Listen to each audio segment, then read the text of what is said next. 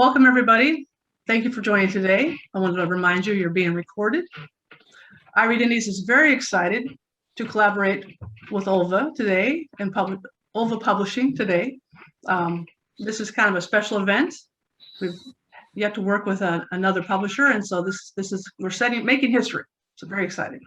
The presentation today is how to translate your book 101.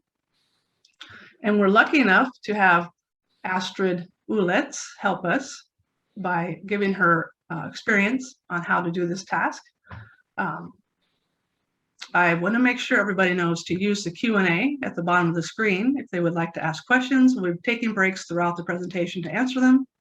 But if you want to chat amongst yourself, that's fine. There's a chat function as well. Just make sure you set it to everyone if you want to chat the whole group. That way it doesn't just go to like me or to her. And not to take up any extra time, I'd like to go ahead and hand this over to you, Astrid. Thank you. Hello.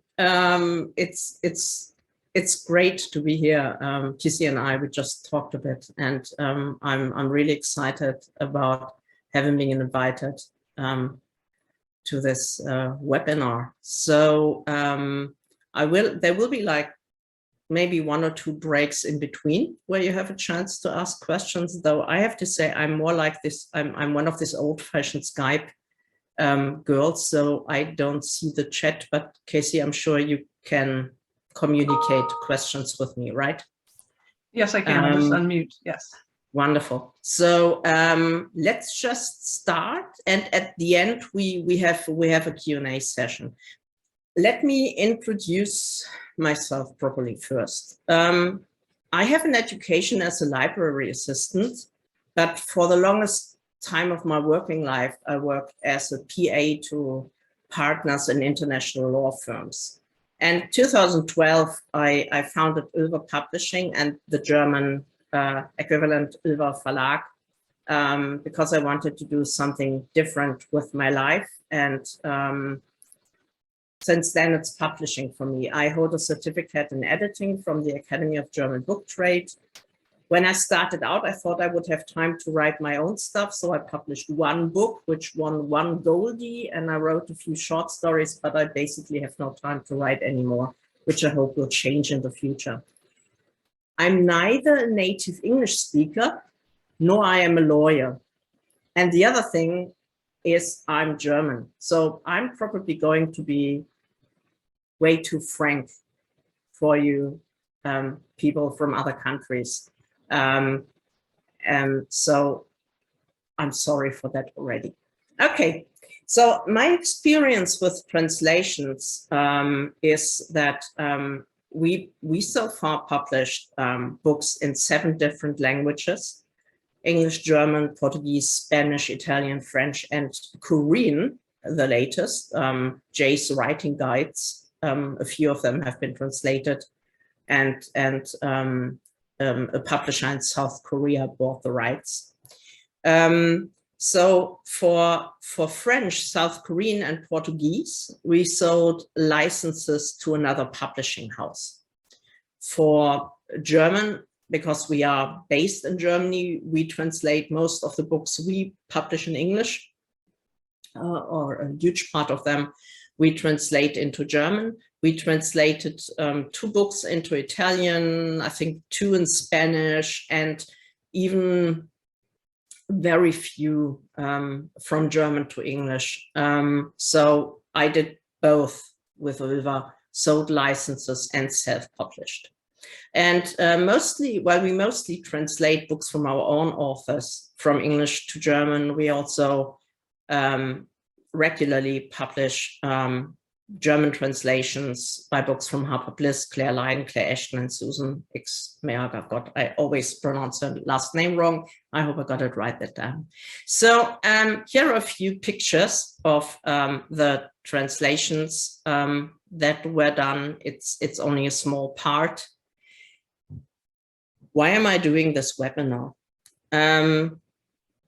I've heard a few weeks ago from a very unprofessional offer from a German translator to an international author, where it was really obvious that the translator had no clue about publishing in Germany. And naturally, and I totally understand that, the author was very excited. But then thankfully the author asked someone who knows German and found out that this might not be a good idea. And when I heard this, I was like, oh, we've seen this happening in other genres in Germany, and I really don't want translators or people who call themselves publishers and are not to go around and prey on authors. Also, I want to share what I learned about translations. I made mistakes, and why should you? If you want to, you can do them too, but maybe you can learn a thing or two and don't need to repeat the mistakes. This seminar is not about me trying to acquire new authors for Ylva, but naturally I am the owner, I am the publisher. So my experience with self-publishing is very limited. So naturally I will talk from my experience, but our German publication plan is filled up to summer 23. So this is not me doing marketing for our publishing house. Okay. So what will I be talking about? Here, what is your end goal? What do you want to do with why do you want to translate your book? Pros and cons of selling a license, pros and cons of self-publishing your translated book, how to find a good translation agency, how to find a good freelance translator, how expensive are translations, what else can a translator do for you? This and that, and FAQs. And Q&As. So let's start with what is your end goal? Why do you want to translate your book into another language? What is your motivation for wanting to translate it? Basically, the question is, do you want to run a business? Do you want to make money with your translation, and not only with the one book you're publishing, but with possibly more books you're going to translate, let's say into German? Or do you want to publish the book for the sake of publishing a book, a translation? And both is totally fine. But there's a different motivation behind it. And one is more expensive than the other, but may also bring you more money in the end. But that is something I think you need to ask yourself. What's my motivation for wanting to do this? Translating a book, no surprise, involves time, money, and effort. Fun fact is, and I've heard that from Harper Bliss and from Claire Lydon, who said that they do sell a lot more of their original English books in Germany. So there's a chance that, like, if you have one or two books translated, let's say again in German, and readers don't want to wait until the lazy publisher again translates another book into German, even though their English might not be perfect, and the English in Germany, people are much better with English nowadays because of Netflix and Amazon Prime and all the original series. They may not want to wait, and you may see, like Harper and Claire do, that your original English book sales are going up in that country you're translating your books to, which is a nice side effect, isn't it? So generally, if you say, I want to translate my book or want to have it translated into another language, you have two possibilities. You can either sell a license for a specific language to a publishing house, which is a bit difficult because most publishing houses in our genre are very small. I've been talking to some people over this past years, and like there's a French publishing house we sell licenses to, which is great. There's another French publishing house. They publish like maybe 4 or 5 books a year only, and they won't take a lot of translations. The same is true for Spanish and for other languages. So there's a big plus if you're able to do this. I'll talk about it later, but it isn't so easy. The other thing is, naturally, you can self-publish a translation. Those are the two possibilities. And then self-publish a translation, you can either work directly with a translator, or you can go through an agency. Pros of selling a license: saves you a lot of time and money. I love selling licenses, honestly. This is like, it's amazing, it's fabulous, because what I have to do is I have to read the contract. I sign the contract. I have a look at the cover. They usually don't use our own covers. The other publishing houses want to use their own covers. And I negotiate a bit here and there, and sure, I communicate with them, but it saves me so much time and money not to do that on my own. For you, the pro is you can stay focused on writing new books. What's the point in having your books translated into another language? The cool thing is, if you have a huge backlist, that's easier, but basically you want to write new material, so you can stay focused on writing new books, and sell your license to someone who takes care of the translation. If all goes well, and not always all goes well, a publisher, if it's a good publishing house, and we all know not every publishing house is as good as we all, or I'd like to see it, a publisher will take care of finding a good translator, doing quality control, finding a good editor, because it's not just enough to have your book translated. I talk a bit about a few mistakes that I discovered last week in a manuscript that was translated, and even the editor didn't pick up on the mistakes. But what you really need for a quality translation publication in another language, you need a translator, an editor, and a proofreader. And that is what a publishing house will take care of, or should take care of.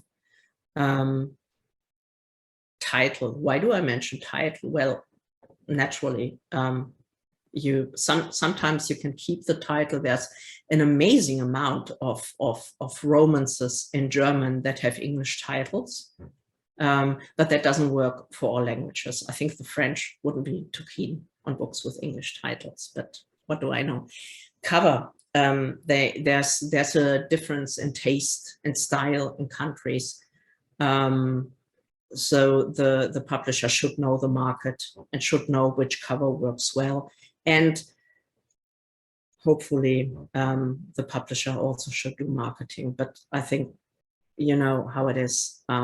Even the big mainstream publishing houses don't put a lot of effort into marketing, simply because they don't have money to market all the books. But maybe even the little effort a publisher can do is more than you can do if you don't know anyone. That is something you really have to decide on your own.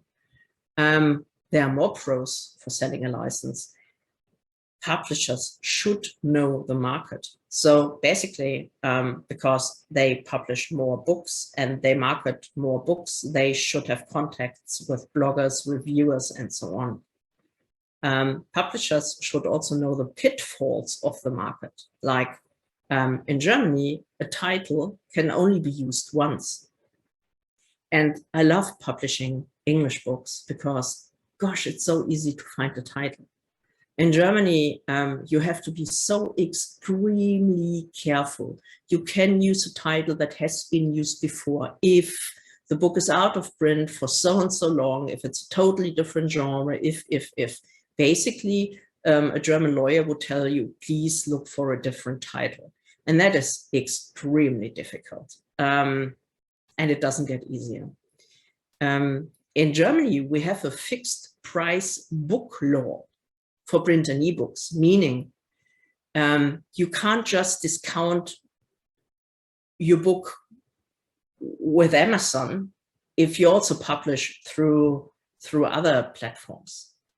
And it's not because Amazon doesn't like it if your book is cheaper on another platform, but it's forbidden in Germany. Your book has to cost the exact same price wherever it is offered, in a bookstore, with Apple, with Kobo, with wherever there are certain German platforms you don't know about. So the book has to have the same price. So this is what I know about the German side. I don't know, every country has some certain kind of rules that you have to research, and you also have to know where to look, and finding a German title is not easy again. So if you're lucky and you have a good publishing house you can sell your license to, they will take care of all of this. Okay, hang on, something was not okay. The other pro of selling a license is that even if the publisher doesn't do a lot of marketing, the readers in that country already know the publisher, probably get the newsletter, so there will be marketing happening, even if the publisher doesn't cash out on a lot. In Germany, we don't have to do a lot of marketing because our readers in our genre already know about us. I see there's a yes. Oh, cool. I'm going to be a Zoom expert after this thing. Yes, the fixed price law. There was a question from Claire. The fixed price law. So the ebook doesn't have to cost the same as the print edition, but the law said every ebook has to have the same price everywhere, and every print edition has to have the same price everywhere. After several years, you can write to a German authority and say, I want to cut this price law, which is allowed, but you have to announce this officially in a German publication for bookshops and for booksellers. But every ebook has to have the same price. Every paperback has to have the same price. But no, the ebook and the paperbacks don't need to cost the same. Okay. Wow. So here you go. Obviously, there are cons of selling a license. You only get a certain percentage of the money, aka royalties. And I checked some of our contracts, and basically, wow. So yeah, so basically, I've copied two of the clauses. One said we get 25% of the royalties based upon the announced retail price less VAT. Another contract says 20% of sales receipts from Amazon, and that is what the publishing house gets. And then it's a question of what's in your contract. How much do you get? So it can be very, very low. Like if we sell a license as a publishing house, it's easier for you as a publishing house to a French publishing house. We get 25 or 20%, and then we have to agree with our authors how little they get. As a self-publisher, if you sell a license, you get the 25 or 20%. And the question always is with percentages, what from and not how much, because there's a difference between net income, sales receipts, retail price less VAT. So really calculate this through.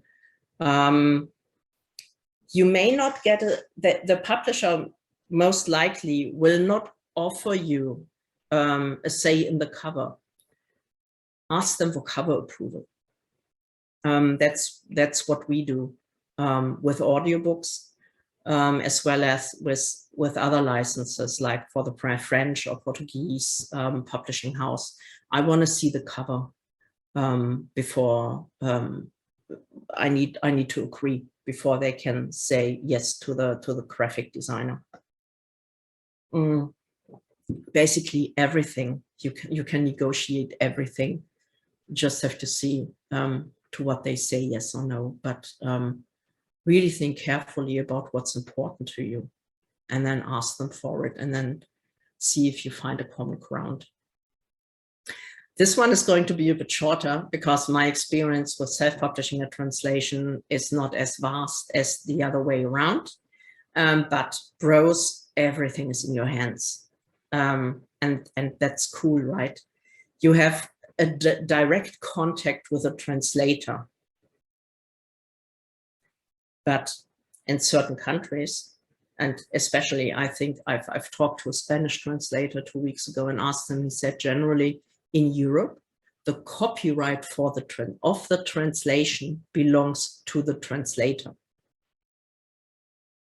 That's a bit difficult. We're going to talk about this a bit later. But you're in direct contact with the translator and not through a publisher. You can fulfill your vision. Again, the question is, what's your motivation for doing this? Is it money mainly? Which is totally fine, or is something else more important to you, which is totally fine as well? What's your vision for having your book translated? Hey, and yeah, no need to share the money. Brilliant. Cons, everything is in your hands.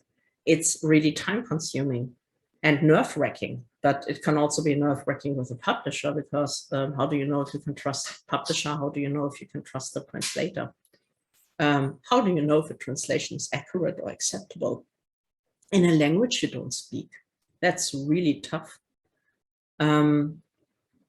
Right, maybe we can, are any questions before we dive into where to find a good agency, what to ask them, or find a good translator? If not, I just continue. I don't see any question. Good. So you remember 2 ways. You can either, if you wanna self-publish, you can either go through an agency, or you can go through a translator. How to find a good translation agency? Difficult, really, really difficult. I've talked to a friend of mine who owns a publishing house, and she's also a translator, and she works for agencies. And she says in Germany, there aren't many, and they are really expensive.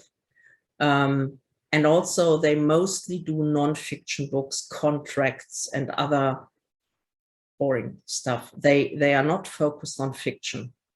I don't know how it is in other countries, but in Germany, translators are either specialized in non-fiction stuff or in fiction. That's a huge difference. A translator who's an extremely good translator when it comes to contracts, like in law firms and stuff, might not be able to do even a mediocre romance.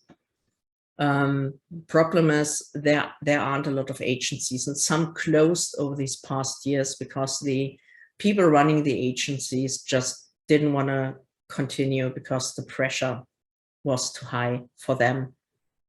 If something goes wrong, it's always their mistake, naturally. So the fiction agencies made the majority of them closed.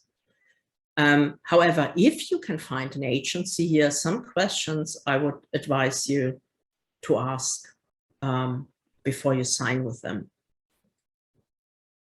Will I have the full rights to the translation? Then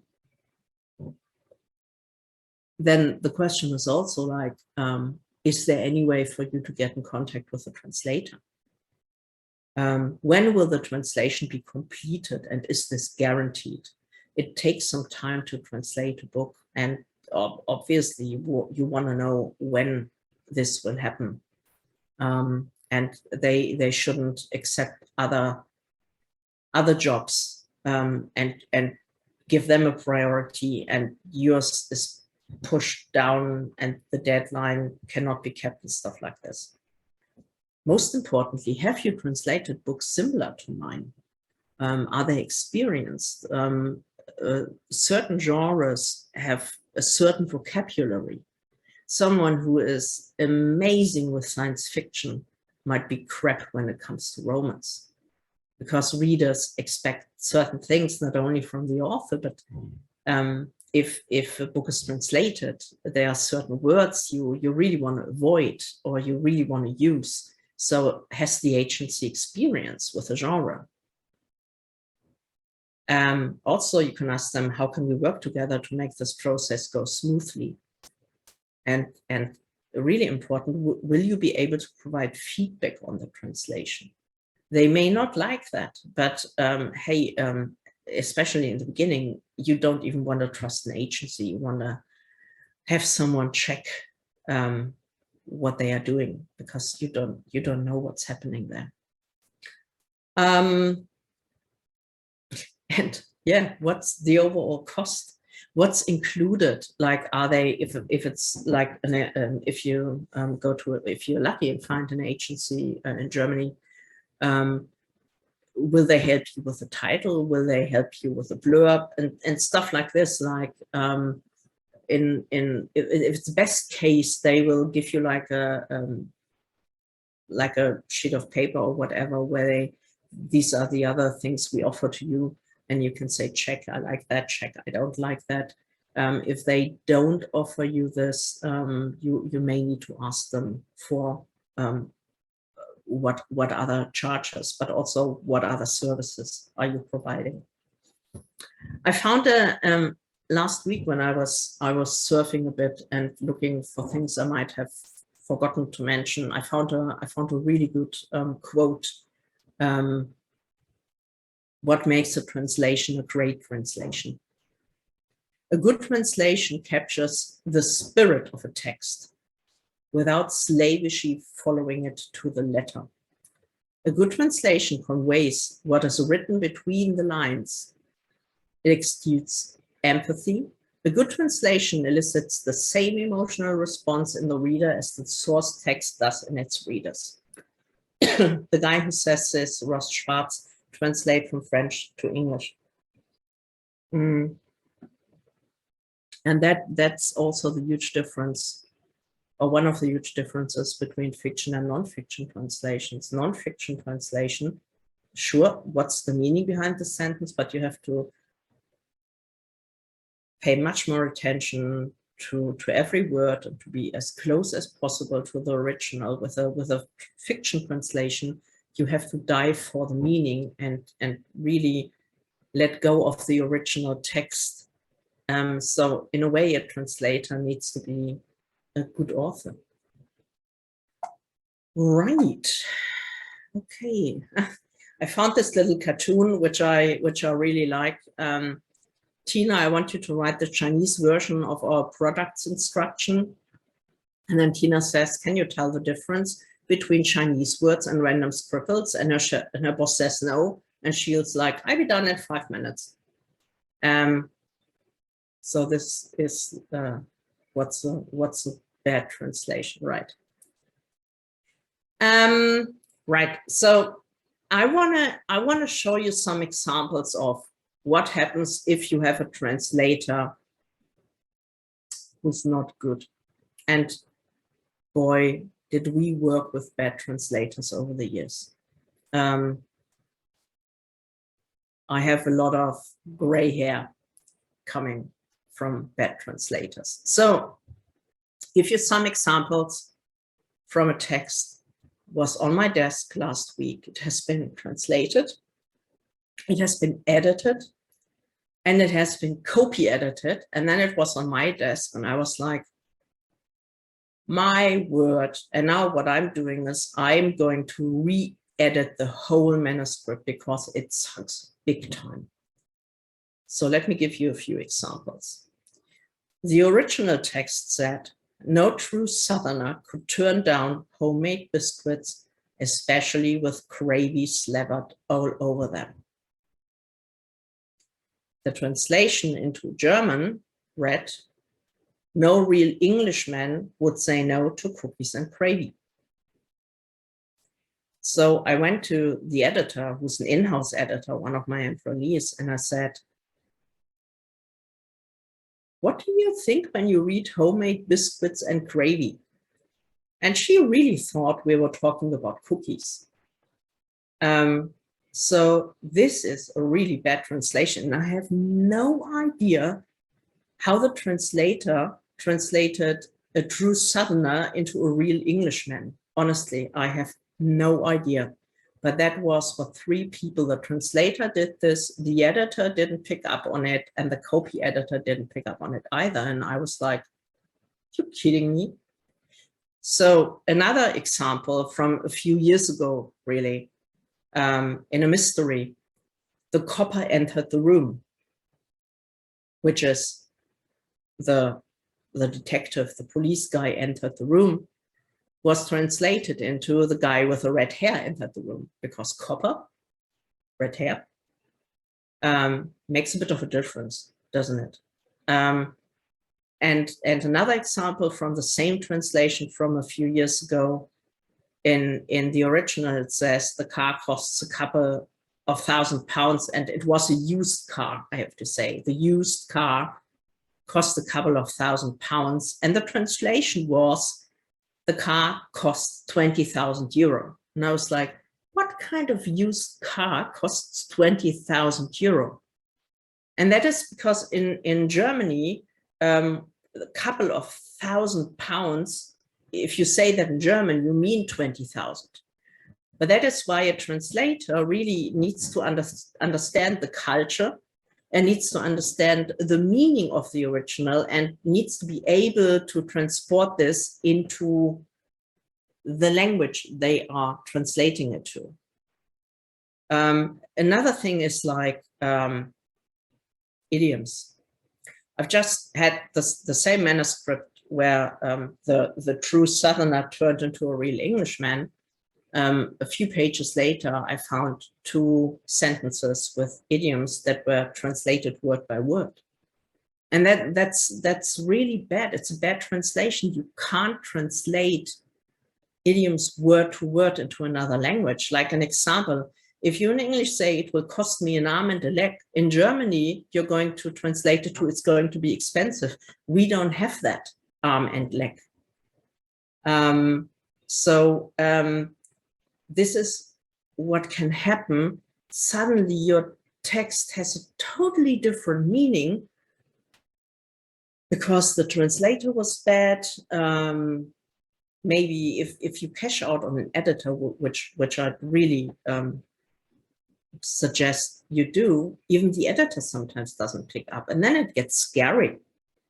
And then we invest into a copy editor, and the copy editor doesn't pick up. And I discovered it by accident. But there are a lot of pitfalls with translations, and finding a good translator. And if you found the translator, which is really good, you really have to hope that the translator will be good with your next book and your next book. They are all human beings, so sometimes they have a bad day. Which, I mean, this was a worst case scenario, but that is why it's not enough to have a translator, but you also need to invest into an editor who is able to edit the translation and who will be able to save your ass or save the translator's ass at times. Where to find a good freelance translator? I hope I didn't scare you off. They are out there. Easiest thing, Reedsy. I felt well, I was invited to hold a seminar on the International Book Fair in Frankfurt, and I did talk to roughly 25 newly minted translators, and I knew about Reedsy, so I became a member just to check it out, because I suggested to them, if you want to find customers, go on Reedsy. There aren't a lot of translators for German, for example. I didn't check all the other languages, but Reedsy is actually a good place to start. Word of mouth. Maybe you know someone who already had a translation into another language. I'm sure several of you, if not all of you, know the group by Mark Dawson on Facebook. I'm a member because I've learned so much through self-publishers ever since I started. And you can ask other people, other authors there, do you know a good translator, and so on and so on. So there are places to find them. And when someone offers you their service, again, you have to be excited and then be super careful.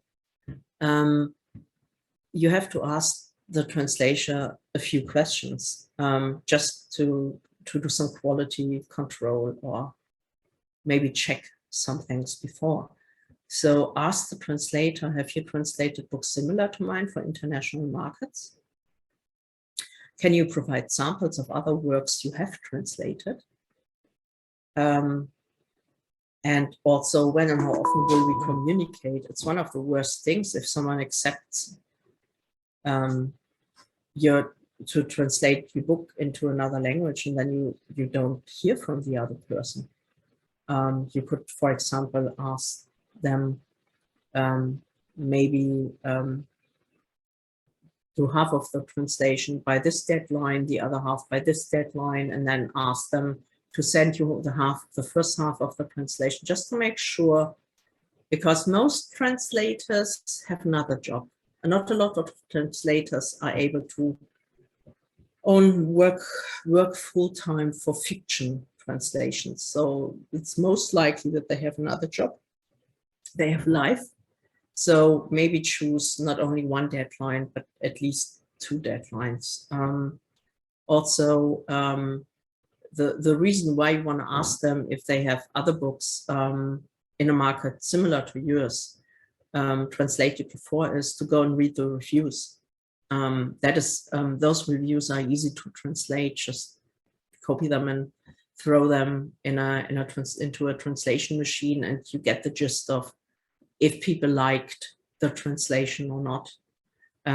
Most reviewers won't say the translator was amazing. They would say the author did such a great job, used such a wonderful language, because the readers tend to forget that it's the translator making this true.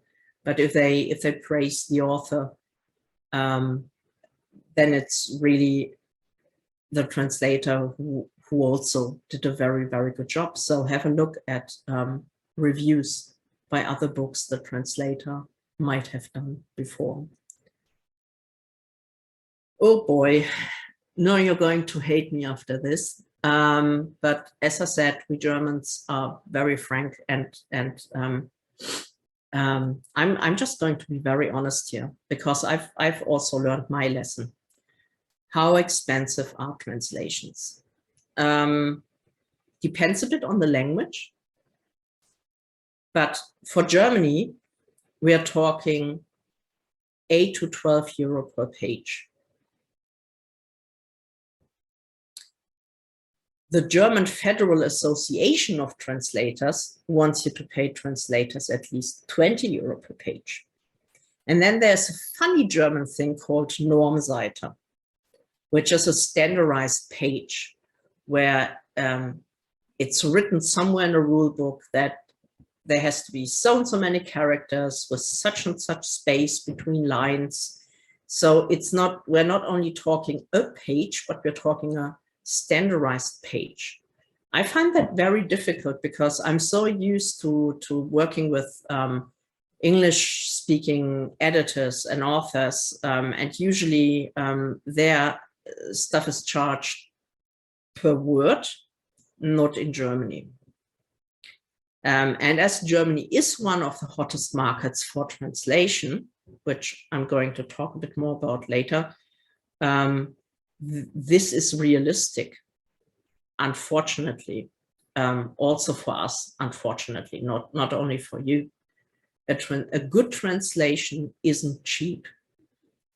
An example, one of our books, Never Say Never, 25,000 words, would have 324 standardized pages, Normseiten, which would bring it to roughly 6,500 euro for translation only.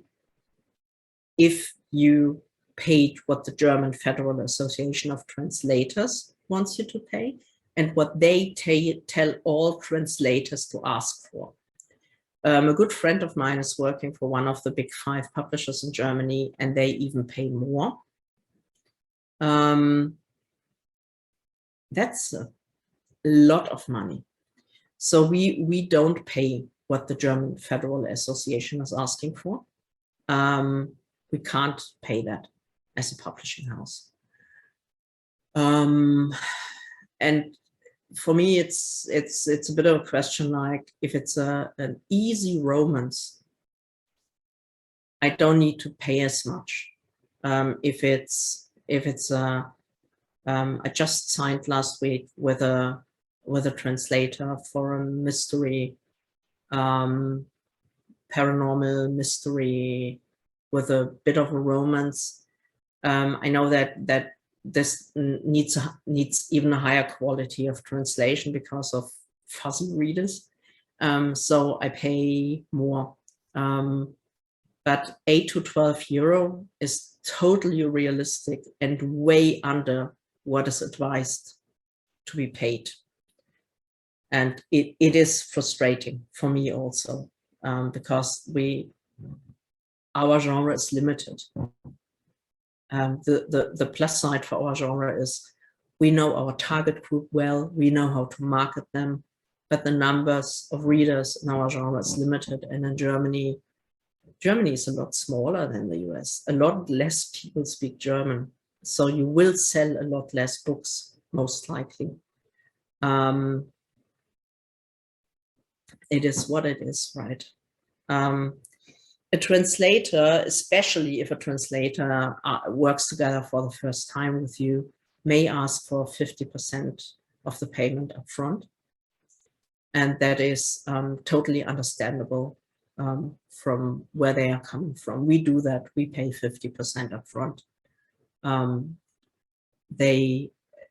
Especially if you start working for the first time together, the translator doesn't know you. And then in the end, the translator is the feeling of, I do the work here and I don't know if I ever get paid.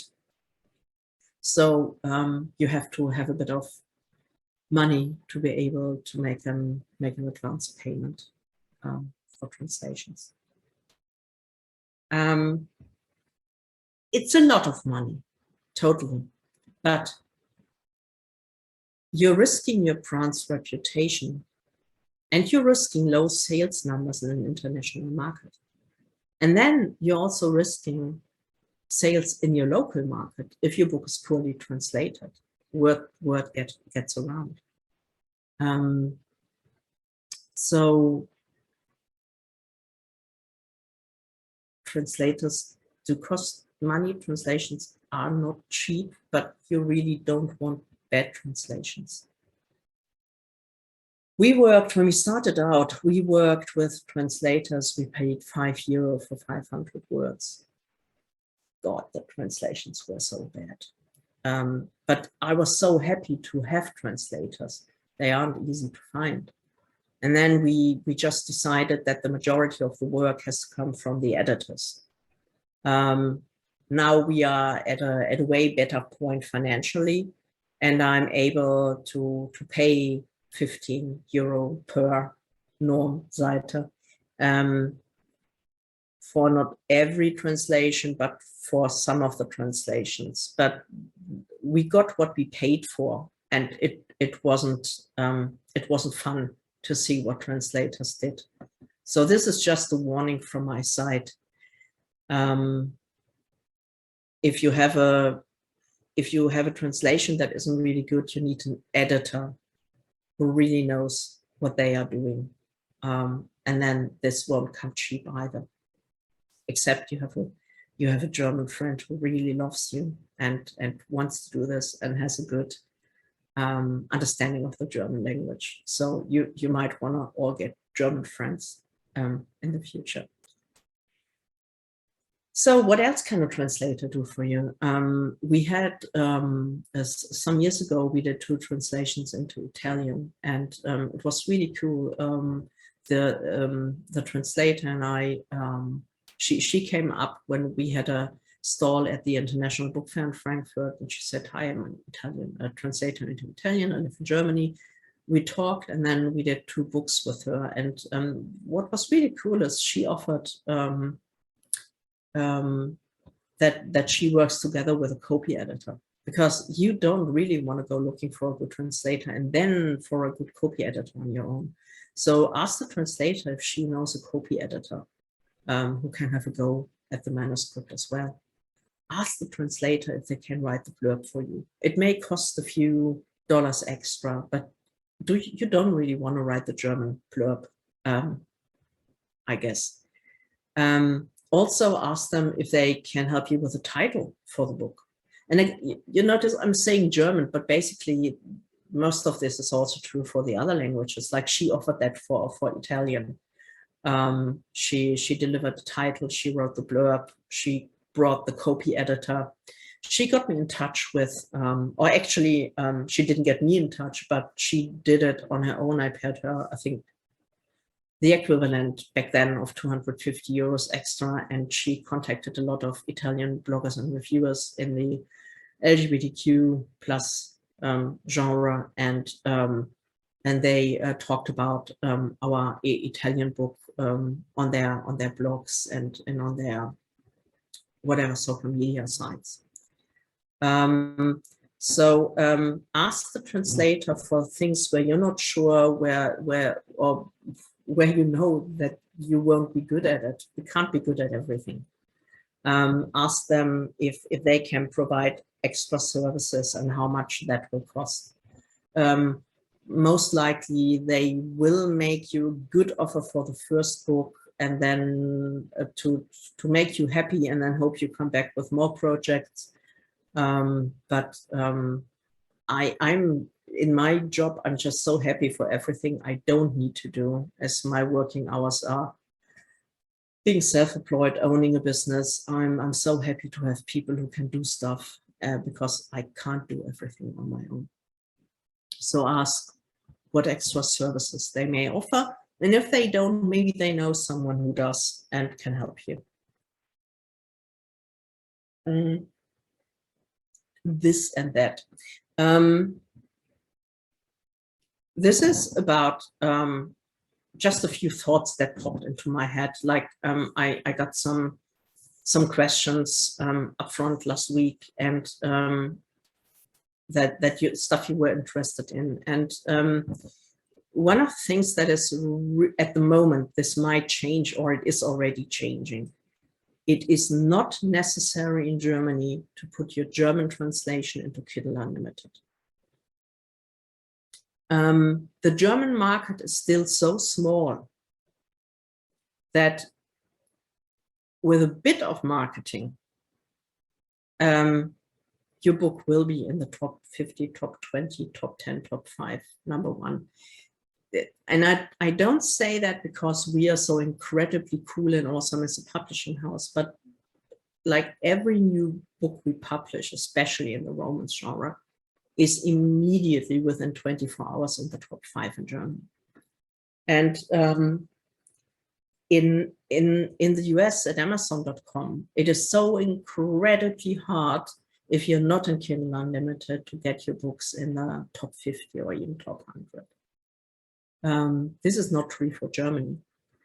The cool thing is that makes it much easier for you, because your book will sell, to recover the costs.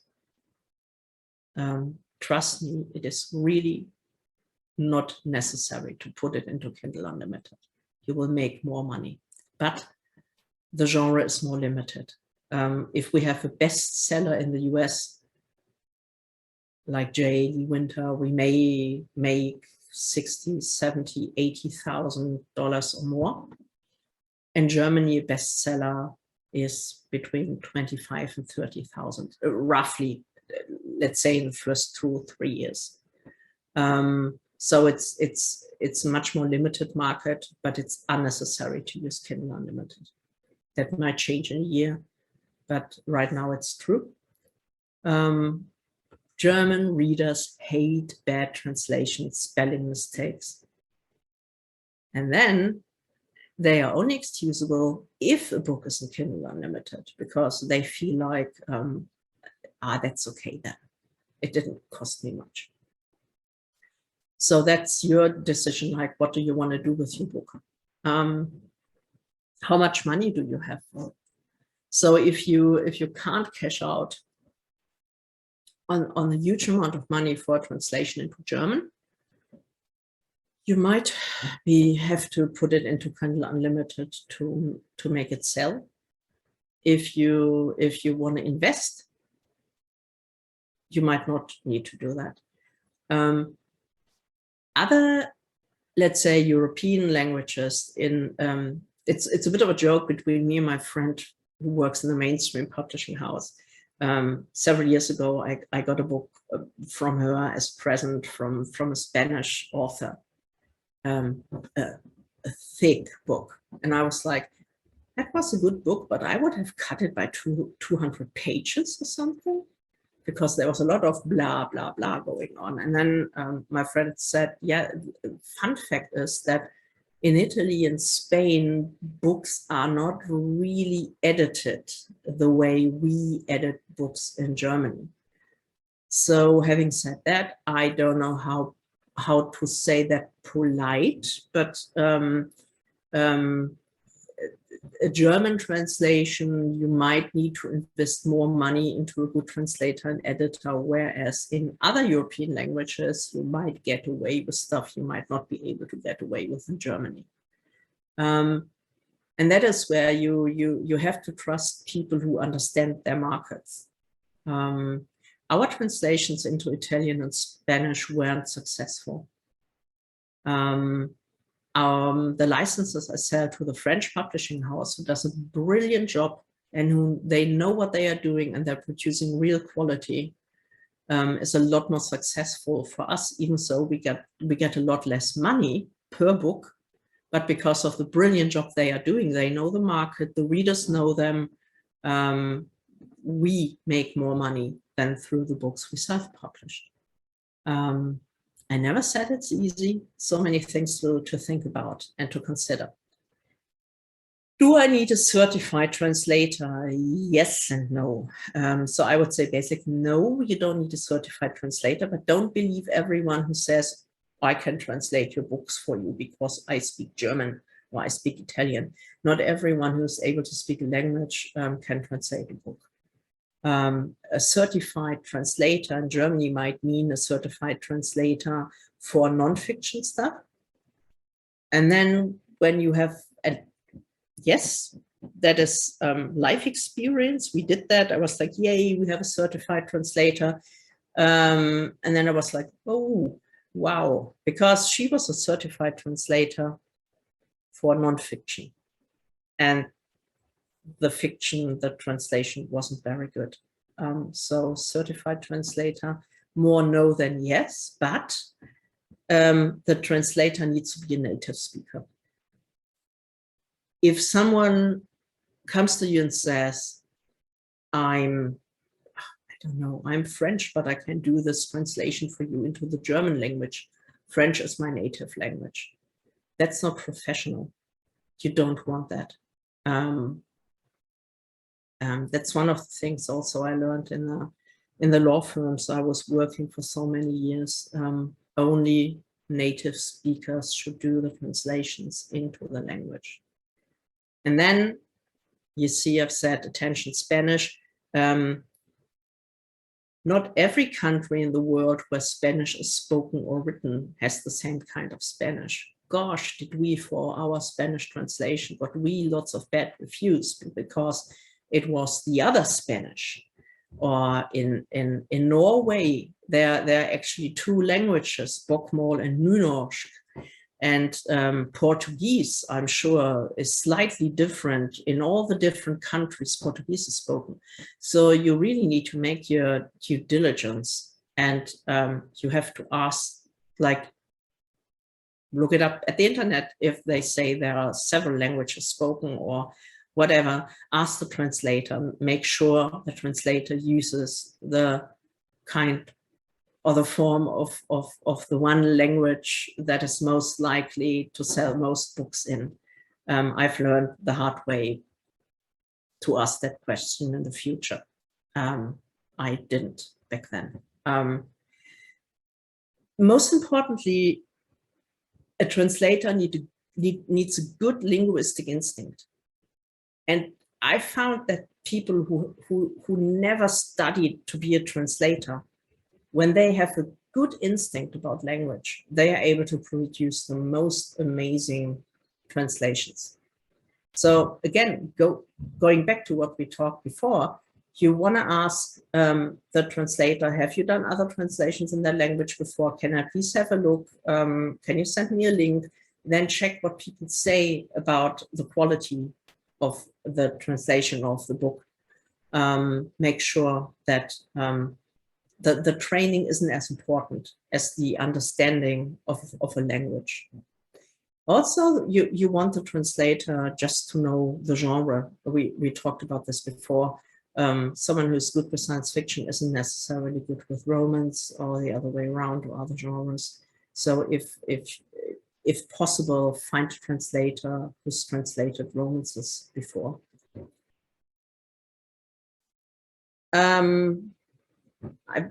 Actually, this is the end of my translation.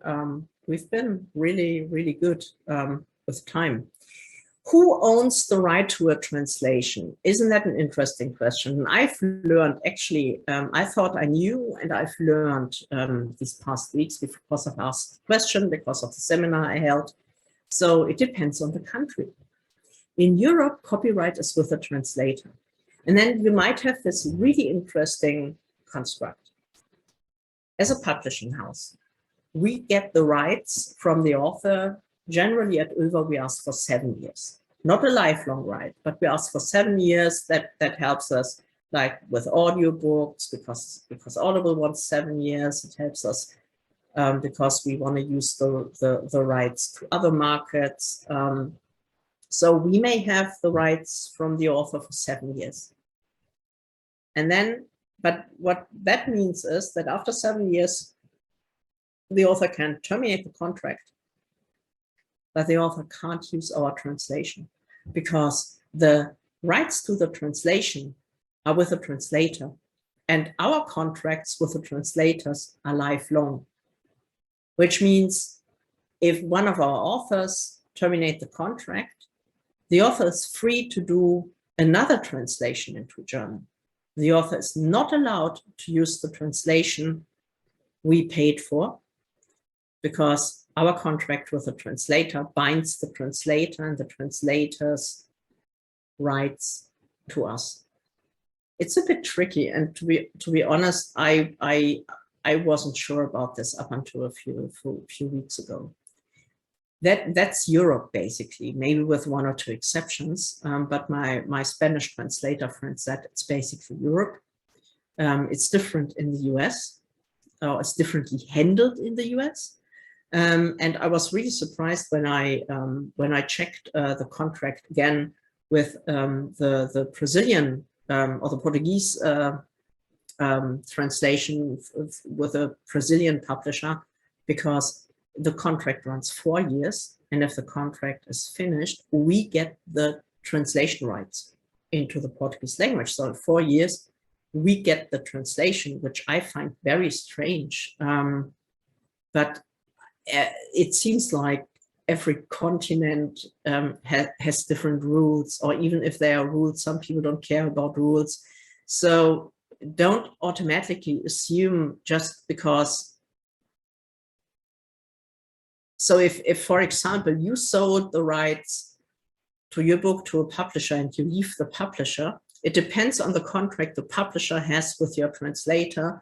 If you're free to contact the translator and ask the translator, can I use your translation? And then you would naturally pay him again a bit, but not the same as, or you have to do a totally new translation.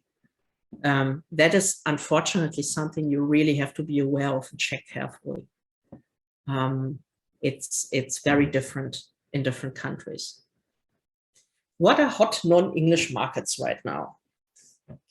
Germany. As I said, I'm in the Mark Dawson's self-publishing group on Facebook, and I know that Mark Dawson in the past 2 or 3 years published more and more of his books into the German language, and he also says translations are really expensive, but he wants to produce quality. And he is selling a lot of books, but his market is different than our German, than our genre. But in this Facebook group, I see that a lot of authors are considering or have already started to have their books translated into German. And German is a hot market because when we started out as a publishing house, we published a lot more English books. And Amazon.com was our best market, way, way ahead of everything. Then the market changed. It became more difficult at Amazon.com. Then we started to translate more German books because we found it's our unique selling point as a publisher. And we see that we sell a lot of German books, but we also sell more English books in German now than we did years ago. And this is the second consecutive year where we sell more books through Amazon Germany than through Amazon.com. So, as I said before, I've heard it from 2 self-publishing authors whom we translate into German that they said they are selling more of their original books in Germany. And they really noticed, because readers don't want to wait. But there are a lot of readers in Germany who still don't read English well enough or enjoy the translation more. So while we as a publishing house may lose a few readers, we're still making enough money with translations. But Germany, I think, is the most interesting market because even though I think Spanish is the most, like one of the most spoken languages in the world, at least. But for example, people in Mexico are not big readers, but Germans are big readers. So I say German is a good market. Europe is a good market. Other European countries' translations will be cheaper than Germany. You will be selling less. I think, unfortunately, this is a thing of you just have to give it a try. But hey, yay for Germany, really. Can I keep the cover design? Depends. See, I've worked in a law firm. It depends. Most, like romance, yeah. It's you can keep the cover design most. If it's too sappy, German readers will be like, that's a bit too much. But we mostly reuse our covers. However, we published one book, for example, last year in the US, where I immediately, like when we decided for the cover for the US, said we need totally different cover for Germany. This book will not sell with this cover. So again, this is because I know the market. Have a look at covers in your genre. Are they similar in style to the one you want to reuse? I'd say in Germany, 90% of the cases, yes, you can reuse the cover. Oh gosh, how long does the process take? That was a question someone asked up front. Law firm again, depends. As I said before, your translator most likely will have another job most translators can't make a living from what they are doing with translations. So ask your translator, my book has 100,000 words, how long will it take you to translate it? Problem is most translators might not be realistic in what they are saying. I have a, again, good friend, owner of a publishing house, does translations. She would probably need 6 weeks, but she's an extremely experienced translator in the romance genre. And that we often offer translators a longer deadline and like half a year,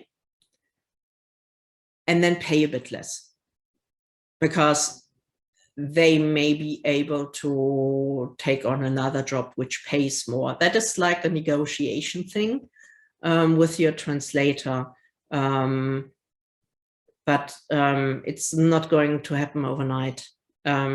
Okay, hang on, question. I'm really getting good at the Zoom thing. I think Crystal asked, how does the size of the German market compare to the French market? You'll be surprised. There's actually there are Germans in Belgium at the German border. So Germany has Switzerland as well, Austria, Denmark. There's a German colony, and Belgium, and at the French border. So I think Germany is bigger as a market. Yeah. Right. Hey, that. Oh, here. Yeah, I nearly forgot. Sorry. I don't know if you guys know DeepL. That is a program we actually sometimes work with. It's pretty cheap, and it's an artificial intelligence, and it freaks me out sometimes how good it is. It is actually sometimes better than the bad translators we worked with. So the problem is you can't use DeepL without an extremely good editor, the same as you can't use a machine translation. Like a bad translator, you need a good editor, and you need a good editor for machine translation, because even though DeepL, again, it freaks me out how good the program is at times, you need to know the language to know if DeepL did a good job or not. And quite often it's better in those machines are better in the nonfiction market, because we discussed before what's a good translation. It's often written between the lines, and a program like this is not able to translate what's between the lines. So we use DeepL from time to time, but then I have my best editor on the job, and I pay her really, really well. So you can use it, but you have to understand German, Italian, French to know what a machine translation did. Yeah. Oops. Hey, so that was my presentation. This is your opportunity to ask questions or to complain or whatever. So I'm here to answer, or try to answer, whatever you come up with. Are there any questions regarding the presentation? You can just put them in the chat or the Q&A if you have a question. This is Casey coming back. Otherwise, okay, there's one. Yeah. Okay. Yeah, sure. I take Brace too. No. tell me how awesome I am. No, but honestly, I know you've heard this before, but I'm serious. There are no stupid questions. I'm sitting here with an experience of 10 years and 8 years with translations, and I made so many mistakes. So this is your chance to ask the person who already did shit stuff. So, because I won't be able to reply to the ton of emails I might be getting next week. But yeah, if I covered everything. Casey, do you have a question? Actually, this has been amazing. I've learned so much, taken notes, and so many excellent points that you touched on, answered all the questions. Very, very intrigued now. If people do have a question they think of later, although we just got one in Q&A, it looks like, you can email me at casey.luck.author@gmail.com, and I can combine them into a list of questions for you, so you get a bunch of questions at once. Sure. Rather than get back that way. But someone looks like a QA here. There we go. Here's a question for you in the QA box. Hang on.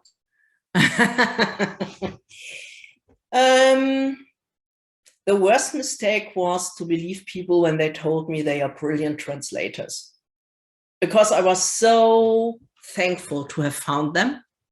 It is really difficult to find translators, or it was for me, but I hear from other people it's really not easy, because everyone is jumping the German market, so to say. And I'm a bit naive maybe, which isn't good for a businesswoman, but I'm like, if someone tells me I'm good at something, I'm like, yay. And then I had to look at the translation. I was like, no. So I think the one thing I've really learned is, and that sounds bitter, but it's not really, as a good businesswoman, don't trust people, check what they are saying. It's sometimes amazing what people believe qualifies as good, and you know it isn't when you read the translation. So that is why I think it's important, and that is something I had to learn, check up front, ask what their experience is. I often ask translators for a trial. I ask them to translate 4 or 5 pages. I'm not often asking for the beginning. I give them chapter 2 or chapter 5, even somewhere in the middle of a book, and ask them to translate 3 or 4 pages for free.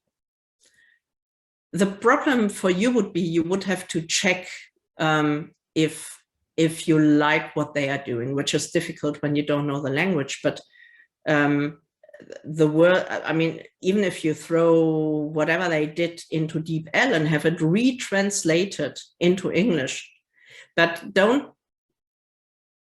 it's the same as with authors who sign a contract with a publishing house because they are so happy to have received an offer. And even though I ask them, please read your contracts carefully, they come and complain later. And that is the same thing I did. And I've learned to ask the questions before and to not have to complain too much later, because then it's too late when you signed a contract. And maybe that is something also I would sign a contract.